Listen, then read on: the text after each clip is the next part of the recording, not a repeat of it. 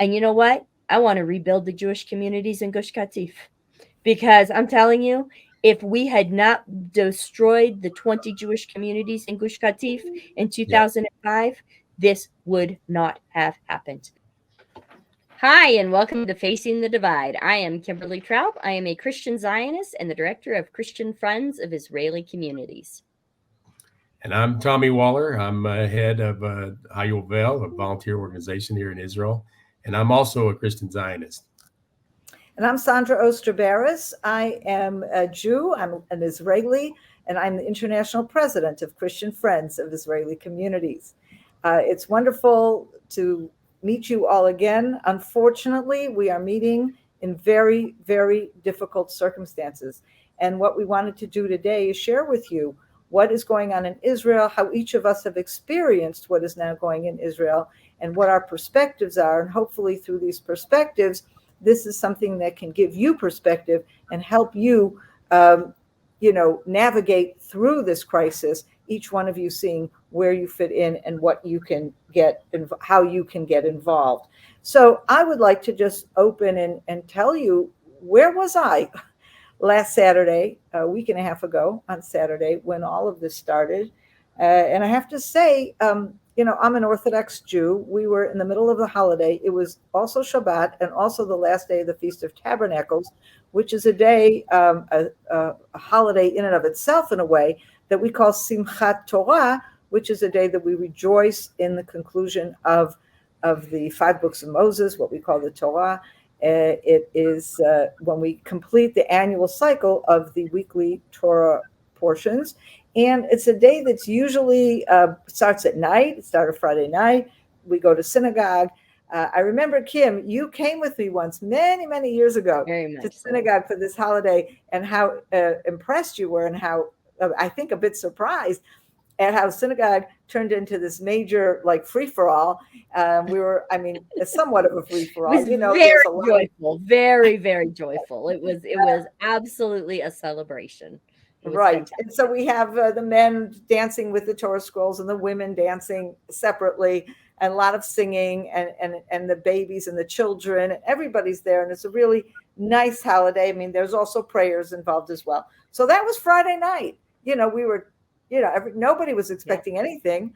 And the next morning, I came to synagogue for the morning service, where usually, again, we have first prayers, and then we go off again into that dancing and singing and all that. Mm-hmm. And I came into the synagogue probably about 8:30, 8:45. I had no idea of anything, because we did not have any sirens in our community. Mm-hmm. We still haven't, thank God.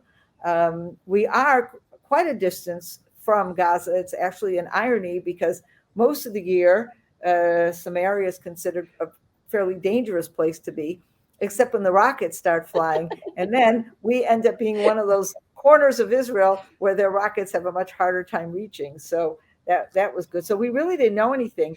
And then it turns out that there were a few people in synagogue who did know something. There were members of the rapid response team who came into synagogue that morning in regular clothes, but with their long automatic rifles on them.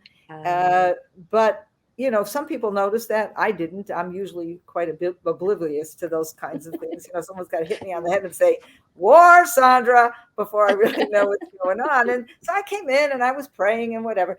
And then at about just before 9, one of these fellows got up, and then I see him in his gun and everything. And he said, "Look, there has been attack, and it is very serious. And some people have been wounded. It's reported that some people may even have been killed. So far, nothing's here, but you all need to know where the shelters are." And that was the first we heard. Someone in the synagogue came in afterwards. She said she had heard a rumor on the street that there was a car of Palestinian terrorists driving around the southern city of Sderot, and they were looking for them. And when I heard that, I said, "What? That sounds like fake news. That's ridiculous." And she was talking about one car driving on Sderot. I just could not imagine that a vehicle of terrorists would be able to leave Gaza, go as far as Sderot, which is, it's not far, but you still have to drive a distance to get there, and and they're looking for them and they don't know where. I mean, the whole thing made no sense. So again, at that point, and for most of that morning service, our assumption was that a rocket fire, as usual, in the South. It is looking serious, but it is a South issue, and it's the usual rocket fire, and we just assume people who are in their shelters and in their closed rooms, whatever, they're protected.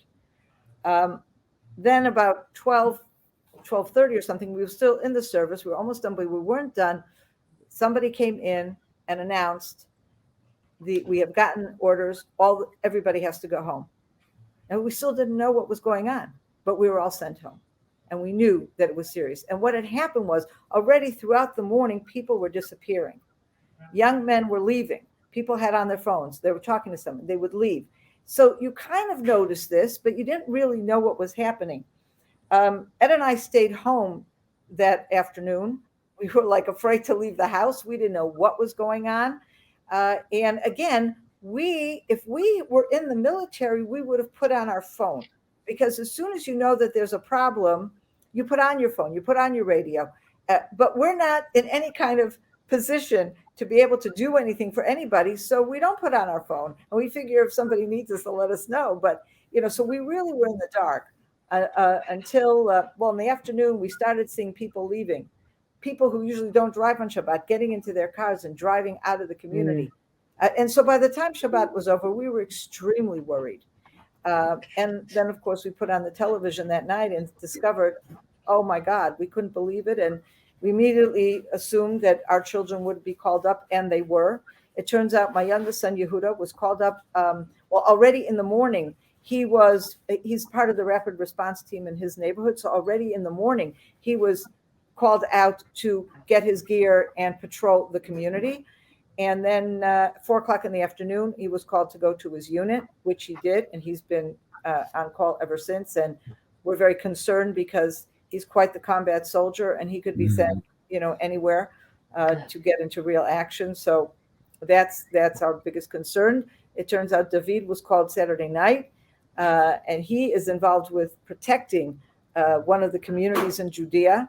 In fact, one of the things he did when he got to the community, he's in Tekoa, actually. And when he got to Tekoa, they go to the security center. The reserve soldiers go to the security center, and that's where they're getting their orders. And he goes in there. On the wall is a sign that says security equipment and surveillance cameras donated by CFOIC Heartland. So he was very excited about that. But that's where he is. I have a nephew who was also sent to protect a community in Samaria. And basically what has happened is the rapid response teams from the communities, which are that first line of defense in the event of an attack, all of those young men were called up to their regular reserve units, as well as almost every young man between the age of 18 and 40 is called up, which means that the part of the reserves that were called up were soldiers that were then sent to different communities to protect those communities, to replace the rapid response teams that were called up to their regular units. Anyway, that was that first day, and we were glued to the television that night. And just to this day, I cannot wrap my head around the horror, the horrible massacres, the torture, the taking 199 Israelis, mostly civilians, including a 9-month-old baby, including an 80-year-old woman, elderly, with all kinds, hostages in Gaza today that nobody has any idea if they're dead or alive. What is going on with them? The families, there are 300 bodies. There have been 1,300 people killed. But of those 1,300, 300 bodies are still not identified. That just gives you a sense of what they did to those bodies that has made it almost impossible to identify. Experts have come in from all over the world to help using DNA, using x-rays of teeth and all kinds of things. It is absolutely horrific. So you can imagine where we are today. Everyone I know has children and grandchildren or grandchildren or both that have been called up to the military. I have 2 daughters-in-law who are taking care of their kids. Until yesterday, there was no school. I have my daughter is in the same situation. Her husband was called up. And so all of us are doing whatever we can, helping with our children, with our grandchildren, sending packages to the soldiers, helping the people from the South, and crying and praying.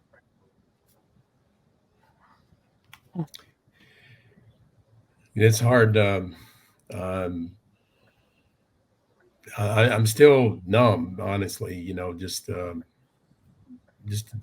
because it doesn't seem like it could be real, like, wait a minute, what is really, what is going on? And I'm, because what happened, obviously, and we were here, we actually had volunteers here for their last Shabbat.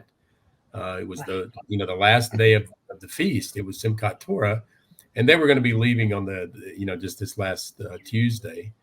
They were scheduled to leave, so we had all of these people here, probably about 60 or so volunteers that were just finishing up the harvest and spending that last week in the feast, and really just a glorious time. And we did our little Simchat Torah. Don't be jealous, Sondra, but we were like, we had our little tiny unofficial Torah scrolls that we were all dancing around, because for me, what I've learned since being in Israel is just being connected to the Word. Bringing Christians back to the Word of God. That's what you've been doing. You're teaching and you're bringing us back to understand that all of God's Word is relevant. So we were doing our own little dancing and stuff on Friday night as well, and then Saturday morning, Abraham Hermon, one of the teachers, from the community that comes down every week and gives us a little Torah lesson from the community on Shabbat. He's in his car, in a vehicle. He's coming in. This is probably 8:00, and I'm like, this is not what's going on. And he's with one. The security guy, and he said, there's been some issues and problems. And we immediately, of course, not being Jewish, we opened up our phones and we started looking at whatever we could, and there was already some things. It was really strange because the news, like you said, even from all of the news, was building. It's like every time, every hour, so the numbers were going up, and then it started getting every day. We started off with 200, dead. I remember even 100, maybe 100 dead. That was kind of the first deal coming out, even less than 100 at the beginning, which was bad enough. We were still just, whoa, what, and how could that happen? And then every day, and until these last numbers, close to 1,400 dead in this, and then the way I guess, I remember, even just, it seems like that this has been a whole year over the last, just the last week. But seeing the Biden administration, the reporters, even those that spokesman for I remember seeing one of the spokesmen for the White House coming out and actually being emotional, as he's talking. It was we have not seen that. Usually we have seen really negative comments from this administration concerning Israel. And all of a sudden we're seeing something that the world saw, as we saw and what we have seen for a long time, the horrible, the monsters of Hamas, this ideology that really we are fighting, and we've been in the battle with you, Sondra, and all of Israel for a long time. And much, I've been here 20 years, but this has been going on a long time, and we've been saying these are these people, these are the ISIS people, these are the people that celebrate. You've seen it every time. They're with their blood on their hands. They're dancing in the streets. We're seeing and hear, for us, I've been really kind of in this, I don't know, really added this attitude that really angry for the last year because we've seen murders paid, people being paid to be murdered by the Palestinian government. We have had vicious attacks on the Jewish people and people that we know, people that are two boys. We've talked about it here. Two boys in this community, the Yaniv brothers, were beautiful boys, 19, 21-year-old young men with so much to give the D family, all these, people that we heard. These things have been happening, and they show the ideology of this whatever's driving the Palestinians is evil. And so well, and for me, it's like, there are some good Palestinians, but I'm wondering, where are the good Palestinians? Because we only hear in I'm overlooking here in Nablus. I hear the roar from the city, the celebration of the city. These are not good people. Don't celebrate what we've seen. And I'm sorry if I'm very upset about this, because even in the U.S. right now, where you are, there's celebration. There's college campuses and in cities, Chicago, New York, they're having, protests against Israel, promoting, and everybody's saying, hey, that's their right. No, we should have stopped Hitler, because this is the same kind of stuff. This is the same kind of thing that Hitler was promoting, that nobody did anything about. If we don't stop this is not free speech. This is protecting people. When we're talking about free speech, we're talking about things that we're not calling, when somebody's calling for the murder of anybody, or especially an entire people group. Stop it. Somebody's got to have the courage to stop it. And now we got conservatives even that are arguing with each other about free speech. We're gonna talk about Nazis needing free speech. No, I'm telling you, I was disturbed again before, but I don't know how to deal with this.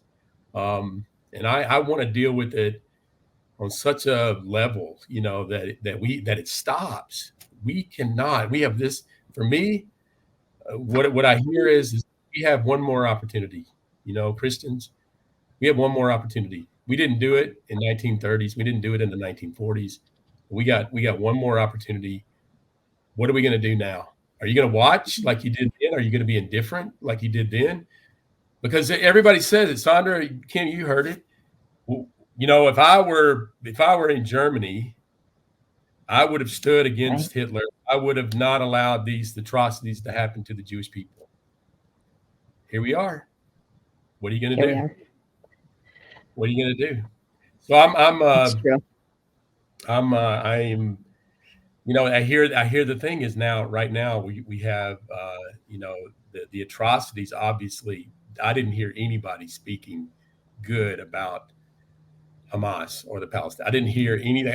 All I heard in the first 2 days was Israel's got to take care of business. Israel's got to take care of business. But if you've been around this whole deal for long enough, you understand that after 2 or 3 days, when Israel begins to respond, all of a sudden things start, because now it's already, Tommy, it's already started. I'm going to cut in here because that from America, that's the narrative that I'm reading, and that I think as Christians we have to stand up, because they are already saying, oh, what about the people in Gaza? Israel's cut off their electricity, they've cut off their water, and the humanitarian response, and et cetera, et cetera, et cetera.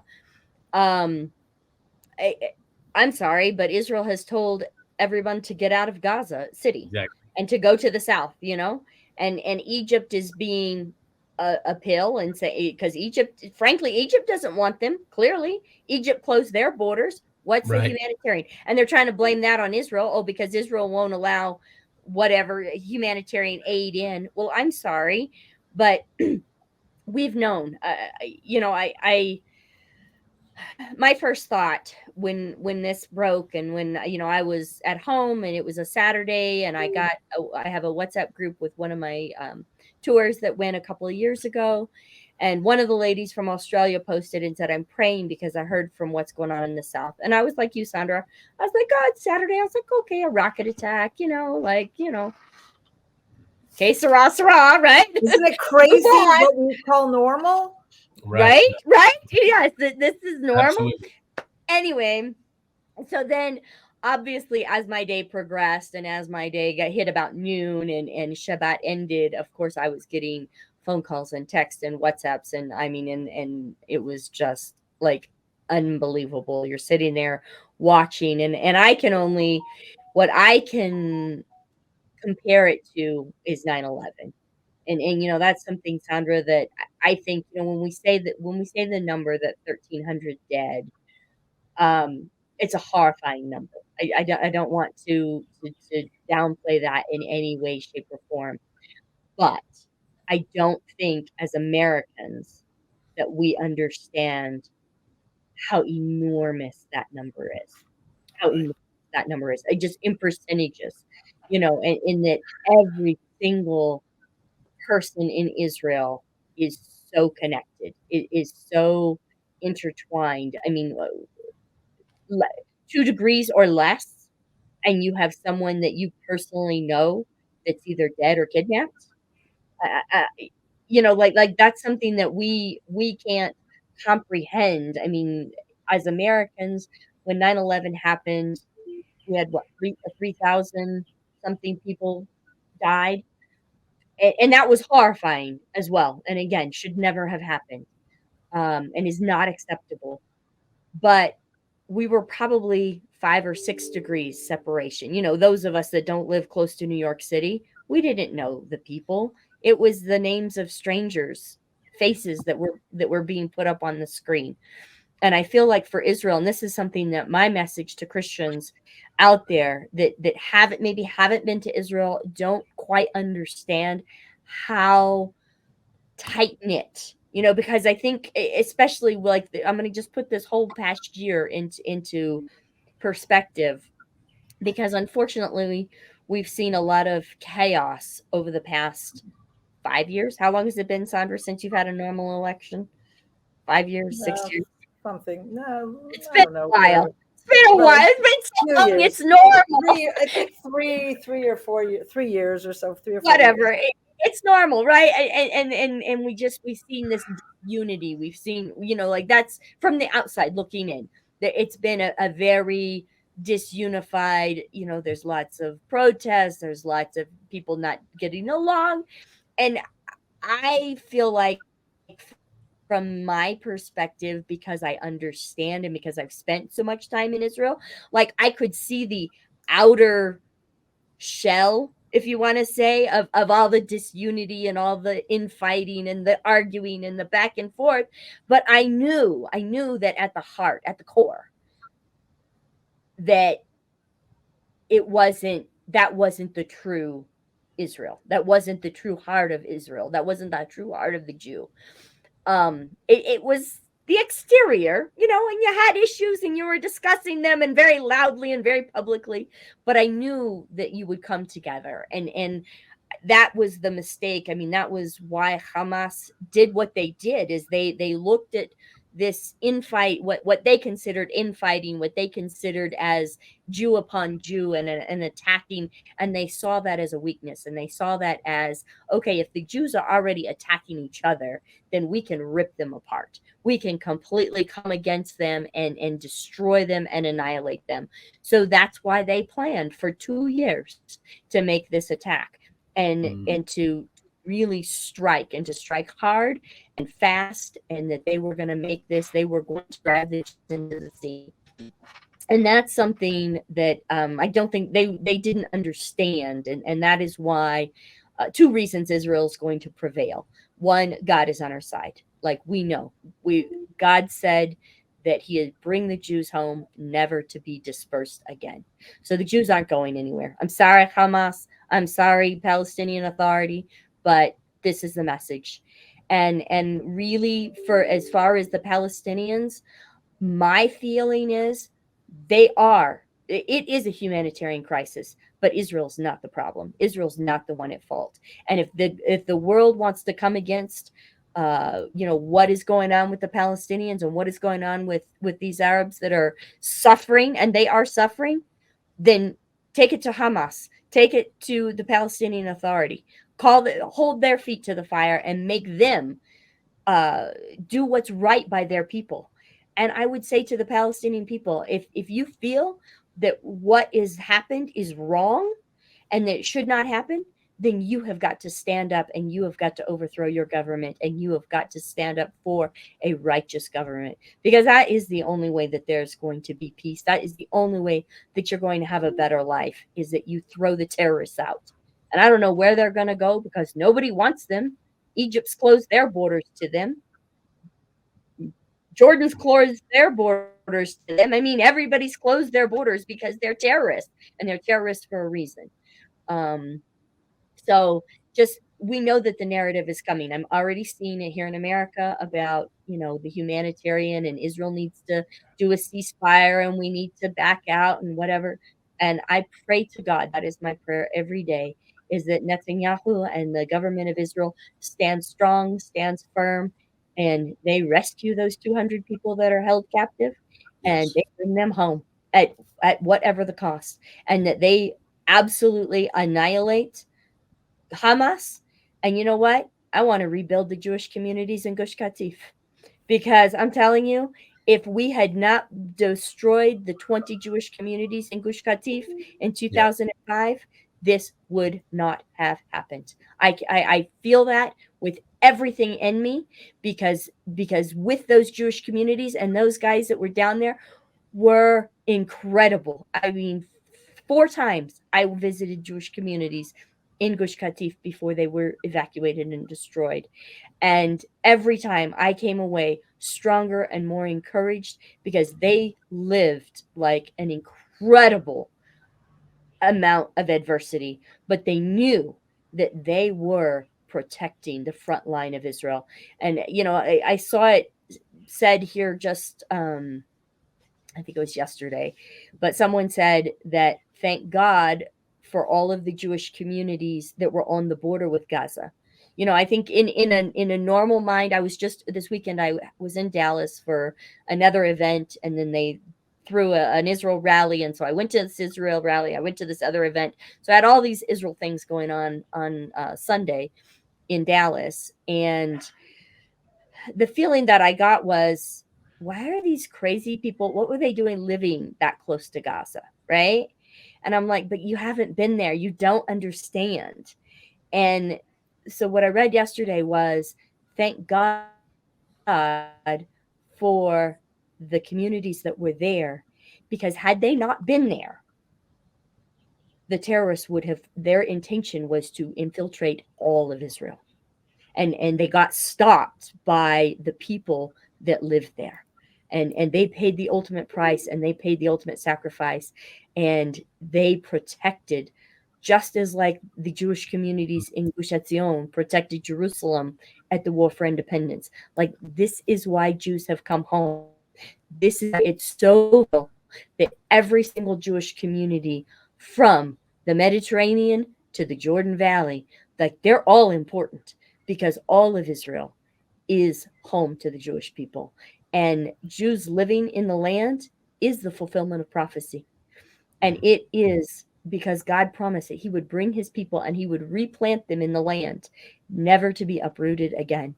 And so, as horrifying as this is, and I want to stress, I don't think that we understand. And Sondra, maybe you'll address this for us a little bit, of just, what does that number mean it is in terms of like percentages and that kind of a thing. We'll get to that. The last thing I want to say is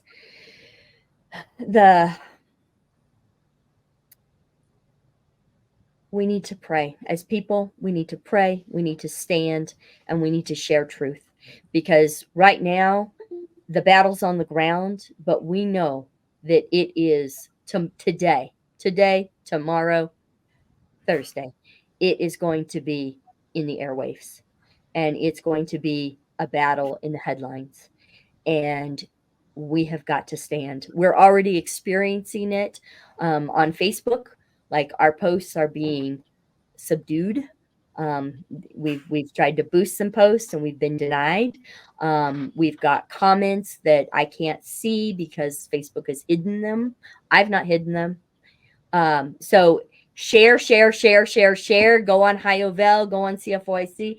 Anything that is bringing truth out of Israel, get it out there and share it and share it and share it again, because we can overcome the algorithms. We can overcome those who say that this is not the politically correct, or this is not, how the correct narrative that we want to show coming out of Israel. I'm sorry, people, but this is truth. And we've said it for years. We know the enemy that we're dealing with Hamas. We know the enemy that we're dealing with the Palestinian Authority. And if anybody dares to say, oh, well, they're not all like this, you know what? Then those that are not like this, it's time for you to stand up. It's time for you to stand up. Just underline, Go for it. Underline what you say before Sondra kind of gives us what she's saying is that because what we've been fighting for, what we have been on this call, on this program right here, been fighting for a long time is really, if it's never been emphasized, it has been emphasized right now. In probably the biggest way in a long time, the work of building these communities and strengthening these communities, and actually one day, let's just say it, that there's 100% sovereignty over Judea and Samaria. It needs to happen. We need to have sovereignty in Gaza. We need to have sovereignty in Judea and Samaria, because this is what will happen. And we need the Christian support to support not Jews. We need to support the Jews in the biblical story, because the biblical narrative, the prophetic word, the prophetic narrative is for us to support the Jewish people. It's not just, we're not just doing some, not only a humanitarian thing, not only what's right and good. This is what God says. This is God's road to peace. We just saw it. We gave up everything in Gaza, everything. They had complete sovereignty. They call it, you're going to hear open air prison until you ad nauseum. You're going to hear open air prison until nauseum. Why are the Palestinians in the shape that they're in? Because they're evil. They're evil people. So can Israel just make those borders open and the Palestinians just come and go when they want to go? Of course not. Of course not. They can't. Who's responsible for their condition? They are. Please understand, they are responsible for their condition. It's not Israel. Israel didn't create this evil ideology. They were, in 1964, they were creating organizations to wipe Israel off the map. And even before that, this is not something that festered in Gaza because of Israel's oppression. This is something that's been going on a long time. They could have had, we all know that from the beginning, they could have had a part. Israel, when we got a little piece of land, when Israel got a little piece of land, they took it. Hamas never agreed to it. I mean, not Hamas. The Palestinians never agreed. The Arabs never agreed to the partition plan.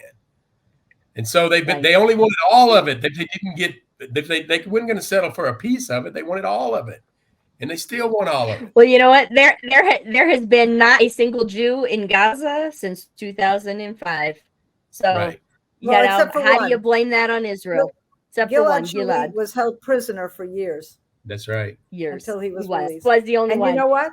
He was released for over 1,000 prisoners, almost all of whom became the leaders of Hamas and who are now running the show. Although the ones that weren't killed by Israel because they participated in the kidnapping of those 3 boys in Gush Etzion a few years ago. The 3 boys. But, I want to just right.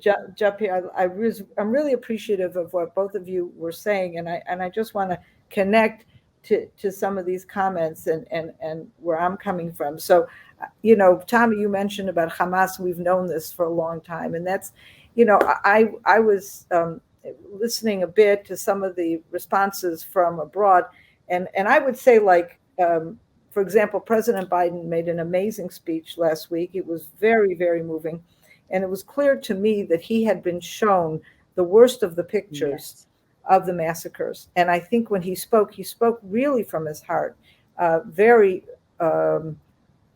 shocked and just disgusted at what he was seeing. And there's no question. I mean, I've tried to avoid seeing the pictures, and they're not showing them much in Israel to protect us, although we know they're out there and we've heard descriptions. But I think that most of us in Israel would say, were we surprised at what Hamas did? Absolutely not. No. What surprised us was that they were able to succeed. Right. Yeah. And that was very shocking. The fact that they all would want to, they dream every night for the opportunity. How many Jews can they kill tomorrow? We all knew that this is what was going on. It's just there was a tremendous failure here on our part and a tremendous success on their part, that they clearly planned this for a very long time. And I also want to say something about civilians. And I think you're right, both of you, when you talk about anticipating that it's already started. There's been talk about leaving a civilian, taking care of the civilians, not creating a humanitarian crisis. And you were talking about unity, Kim, and what we're seeing today, unity in Israel, is both unity in unbelievable. First of all, civilians and soldiers alike risking their lives to save people. How many people fell and were killed in their attempt to rescue people? There were people who died, but because of their battle with the terrorists, whole families were saved. Right. And today we have people traveling all over, helping to evacuate people from the area of the battles and where the terrorists are, and donating clothes and setting up whole logistics centers. In fact, one of the organizations that was most active in the demonstrations against the government took their whole logistics and have now put it to use for managing volunteers in Israel. They are doing an amazing job. Anybody who needs anything calls their help number. Anybody who wants to volunteer. And you see these people, I just got a call from an elderly couple in State Road. They need to get out. They don't have a car. And this was before they were doing an official evacuation of State Road. And somebody shows up and he gets a note. He says, here, this is the address. Go pick up this couple in State Road and bring them to their daughter in Tel Aviv. And this is going on 24/7. It is unbelievable. The love, the devotion, the risking of lives that people are doing for one another. There's no question it's a real family. And when people argue, we know how to argue in Israel, but families, people argue. Think about it. Brothers and sisters, kids, you argue in a family, but we have an amazing bond as a family. But on the other side, if we look at Gaza, who's a civilian there? And that's a question I keep asking myself every single time for years, including now. But every single time, the terrorists, whether they're Hamas or any of the Palestinian groups, whenever they have killed a Jew, they pass out candies. They celebrate. Right. They cheer. Right. They dance. Yeah. When I remember as far back as the Gulf War in the early 90s, when Saddam Hussein was raining missiles on Israel, they were dancing in the rooftops and saying, "Come on, Saddam Hussein, send more."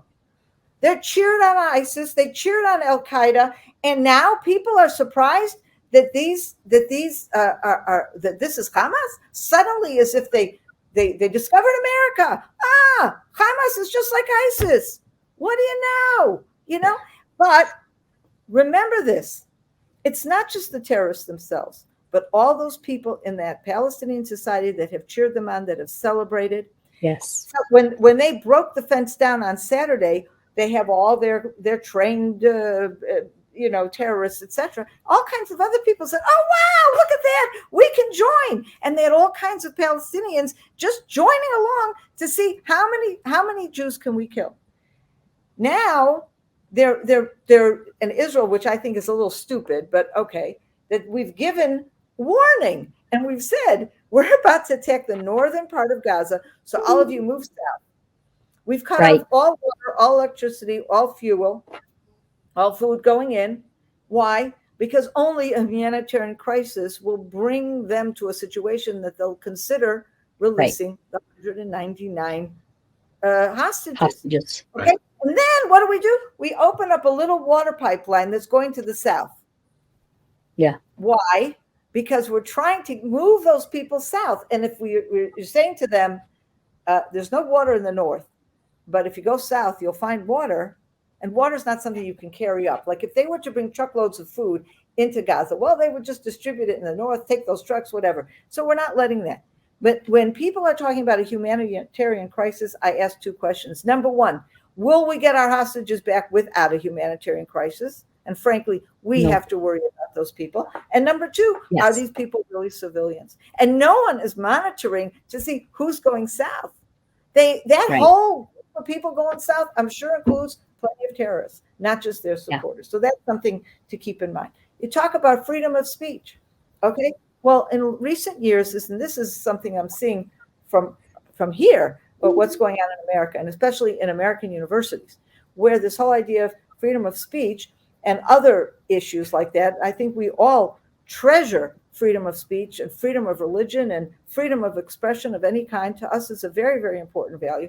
But there's something about the way that has been presented that it has been distorted.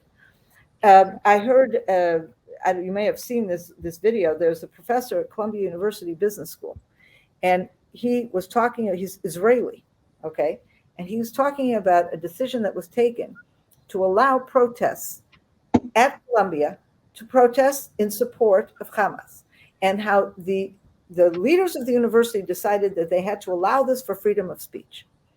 And he gets up there, and it's going on, and I'm hoping he's safe. He's saying, this is not freedom of speech.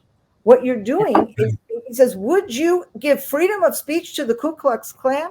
Would you give freedom of speech to people who come up and say, we want to murder everybody? That's not freedom of speech. But he also said something very important. He says, by allowing these protests to go on, you are leaving Jews and Israelis all over America unprotected. Yep. And indeed, that is what we saw. This past Friday, Hamas declared an international day of rage. And the result was that every single Jewish institution in Europe and in America had to have extra security protection. Yep. Jewish schools were closed. Synagogues some of them were closed, and some of them just ended up with security protection. Is that freedom of speech? This is really, really insane. You talked about numbers, Kim. So, yes. 9/11, there were fewer than 3,000 people killed, which is an enormous, I think it was something like 2,700 people killed, an enormous number in a country of 350 million people. Right. Israel is a country of 9 million people. So do the math. 1,300 people killed in a country of 9 million. It is way, way beyond any kind of numbers that America knew on 9/11, and 9/11 was an enormous, enormous catastrophe, and that's beyond the fact that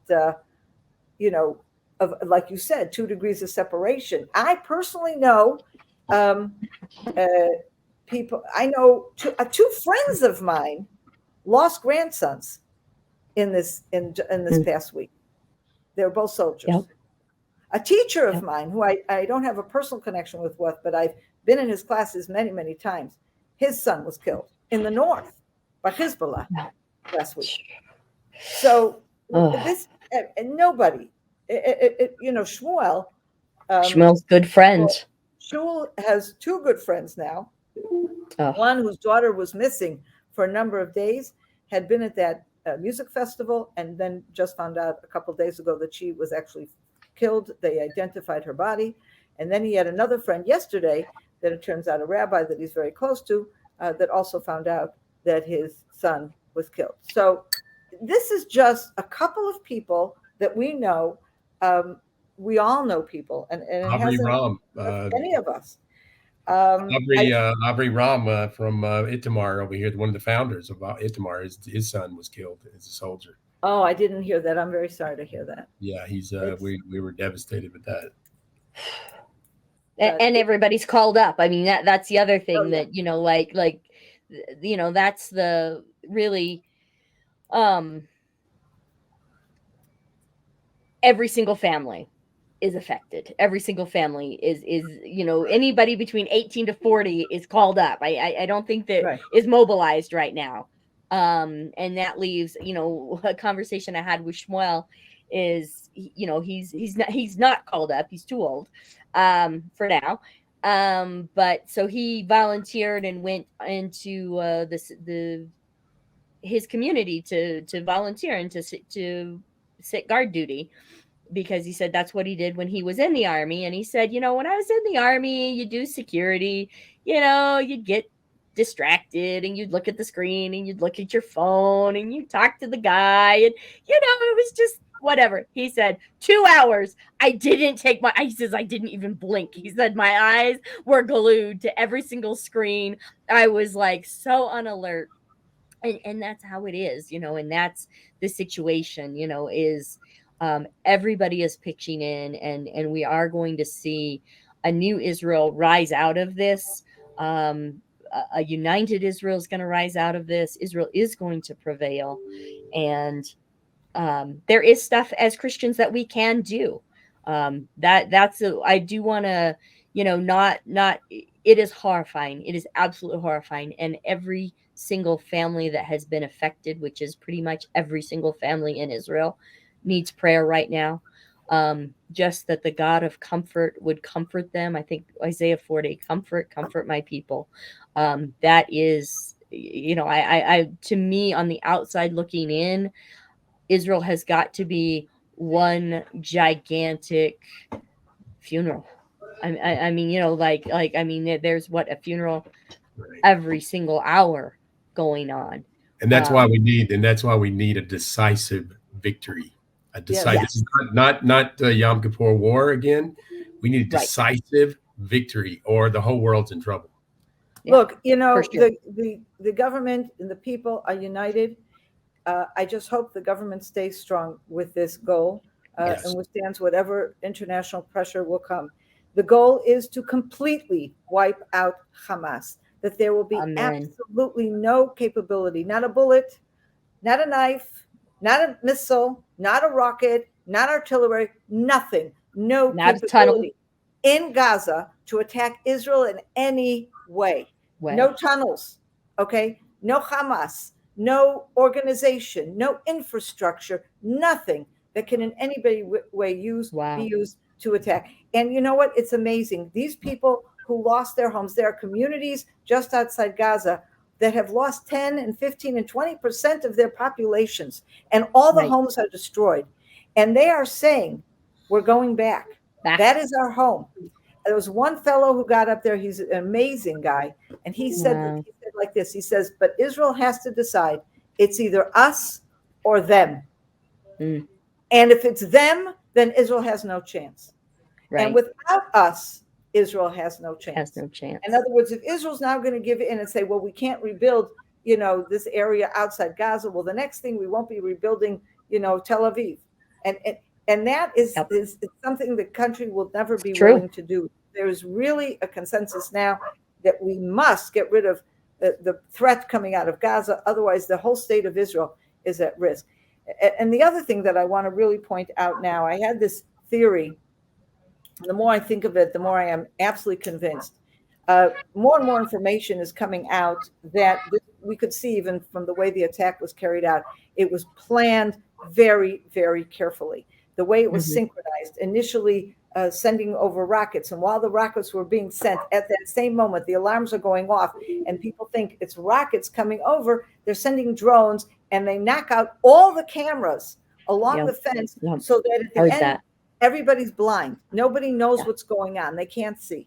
And these were the cameras and the electronics and all this stuff that was so important for the defense. And it all is knocked out in a matter of minutes. And I'm thinking like, wait. We have seen now for months, like you were talking about, Atani, this uptick in terrorism, these wonderful boys that were murdered from Har Bracha and so many others. There was a real increase in terrorism where? In Judea and Samaria. What was the result? The focus the place where we assumed the greatest danger was going to emanate from was Judea and Samaria. Whereas along the Gaza border, there was this concept like, oh, they have learned their lesson. They are not looking to engage in any war with us. Well, the terrorists in Judea and Samaria that have been doing these attacks, they're either Hamas or Hamas affiliates, some of these smaller groups that are splinter groups, but they're all getting money and instruction from Iran, every single one of them.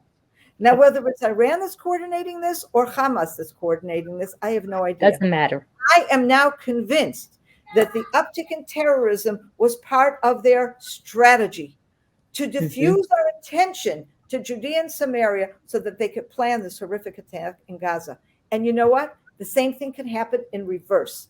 They are now going to be fighting a war in Gaza, but they have all their crews on the ground in Judea and Samaria, which is why we, and I don't want to frighten you, Tommy, but we are on the front lines. You are the front lines. We are on the front lines, and we are very concerned that we are in a huge situation of threat right now in Judea and Samaria. 500,000 people sitting in Judea and Samaria. And I think all of us, and Tommy, I'm sure you'll agree with me, we need to be sure that the people in Judea and Samaria are protected. The calls that are going out, we're getting calls like this all the time. The calls that are going out to make sure the rapid response teams, which, as I said, we saw this in the Gaza area. The rapid response teams are our first line of defense. Cameras, that all these kinds of things that can make a difference. Okay, I was getting calls last week. I got a call from somebody who said, in one of our communities where we provided helmets and bulletproof vests and radios, and now the people were coming in and needing those things to protect this little community. I got a text. You can't imagine how grateful we are, especially when they're seeing how some of this stuff is missing in other places. Even in the Army, some of these things are missing. So it's a little thing, but it's somebody gets involved and does something and it helps like this. I think you just should know that it really makes a difference. But I would just conclude, and you were saying about getting this word out, and I really, really agree with this. I would like to see, and you can address this much better than I can, I would like to see every single church in America and around the world becoming involved in this. At the very least, talking about it. You have a church full of people on a Sunday morning that are waiting for the pastor's word. What word can you give us today? Right. And if that word is not about Israel, if that word does not address what we are seeing today, the danger surrounding Israel, the need to stand with Israel, the biblical and prophetic significance of Israel, then I have to ask myself, who are these pastors? Right. What are they reading in that Bible if they don't understand that this is the time to step up? Isaiah 60 says it very, very clearly. It says, for the nation, and Isaiah 60, by the way, is an end times chapter. It's like totally the wealth of the nations, the redeeming of Israel. It's happening. I love it. It's very great. Good. But verse 12 says, for the nation and the kingdom which will not serve you shall perish, and those nations shall be utterly ruined. Now, I don't know if you're a pastor listening to this or you're a leader listening to this. I don't know how you can change the verbiage here. There's something that's happening here with the return of the Jewish people, with the restoration of the land of Israel, that is the most significant thing that we've seen in over 2,000 years. And the nations, even in our lack of understanding, and part of that, honestly, is because the Jews weren't in the land. God says, how will the nations understand if you're even understand who I am? Ezekiel 36, if you're not here, my name is profaned when the Jews are not in the land. The Jews are back. That's why we're even having this call right now. The Jews are back. This is why we're having this thing of Christians loving Israel and being part and understanding and actually listening to Jews like Sondra even talk about the Bible. We didn't have this before Israel was established. There was nothing like this. So right now, the presentation that God is making in the world is either we stand or we don't. And if we don't stand, there's a consequence. That's all I'm saying. Yep. There is a consequence. You want to get, and I want to just say this too. If you want to get young people back in your church, you want to get young people involved and give them purpose. Sondra had purpose. She was 14 years old and dreaming of being in Zion in Israel. And she came here when she was 17, 18, and she was camping out there. Give the young people some purpose. Stand with what God is doing now and do and because there's a lot of religions and New Age and all kinds of stuff out there that doesn't pay any attention to Israel that are preaching some of the things that you're preaching in your church. The difference is that God is making a presentation right now. And I really feel like we have got to get pastors, seminaries, start teaching it, start understanding the reality in which we live. This is not the time of Luther. This is not the time of Calvin. Their word, their understanding of the scriptures was it was messed up because of what they saw. Yeah. Today we're seeing something different, and we have to preach something different. We have to teach something different, and the church needs to be challenged. And please God, let's see, and please God, don't let it be too late for us to understand this. It is important for us to stand in Israel right now. The message is the thing is a test for us. This is a test for the nations. Will we stand? Even in our own Bibles, even in our understanding, we preach it all the time that Israel is going to have trouble. Where we stand, are we going to watch it? Are we going to stand outside? Are we going to do nothing? Are we going to be indifferent? Or are we going to get engaged and be involved? And I'm telling you right now, we have to get engaged. There's not another choice. Amen. I'm just reminded of a scripture that we just read it on the Feast of Tabernacles, Zechariah 14. Yeah. And it's similar to the scripture that you were talking about. All who survive of all those nations that come up against Jerusalem shall make a pilgrimage year by year to bow low to the King, Lord of hosts, and to observe the Feasts of Tabernacles. Yep. Any of the earth's communities that does not make the pilgrimage to Jerusalem to bow low to the King, Lord of hosts shall receive no rain. Okay. And I think here you have this distinction, and the fact that some we just read and it's focusing on the Feast of Tabernacles makes it so relevant to us. Where basically God is saying, okay, guys, you have a choice. You either come and bow to the Lord, and then what is rain? Rain is sustenance. Rain is blessing. Yeah. Okay. God will look after you. Okay. Right. And if you don't, God is not going to look after you. And this is really, we got to divide the men from the boys here. Really. Yeah. You got to decide. Are you going to submit to God or not? Yep. Choice is clear. Yes. It's true. So I would just say, as Christians, there is something we can do. We can pray, we can stand, we can share, get the word out, and we can give, because Israel needs us now more than ever before. I mean, I thank God every single day that we have been there for the past 25 years, and that the communities are stronger today than they would have been had we not been there. That we have made a difference doesn't mean that the job is done. The job is far from done. There's so much more to do. But just like you said with David, when he went down to Tekoa and he saw, the sign and the security equipment that's there, that is multiplied in hundreds of communities all over Judea and Samaria. And because of that is going to hold back, because we know that it's coming. I mean, I do believe that it's coming. Hamas is not going to give up this easy. And they absolutely, when they think Israel is going to weak, they're going to strike and they're going to try. So we've got to be ready. I want to say too that CFOIC has got opportunities to give. Hayuvel has opportunities to give. Absolutely. Please, there's a lot of people doing things. We are organizations that's concentrating on like Sondra said, 500,000 people that are really on the front lines. We're both doing everything we can. Go, all of my people, go, give to Sondra's group, and all Sondra's give to Hayuvel. I don't care. We don't. Doesn't matter as long as it gets to the communities who need it most. Exactly right. We're all on that. Right.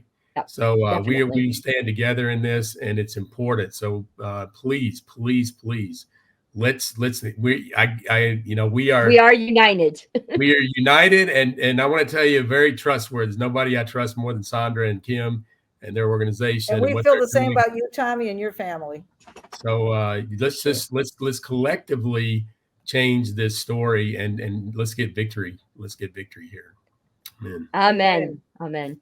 Until next time with a better topic, better news. Yes, please, God. Bye-bye for now.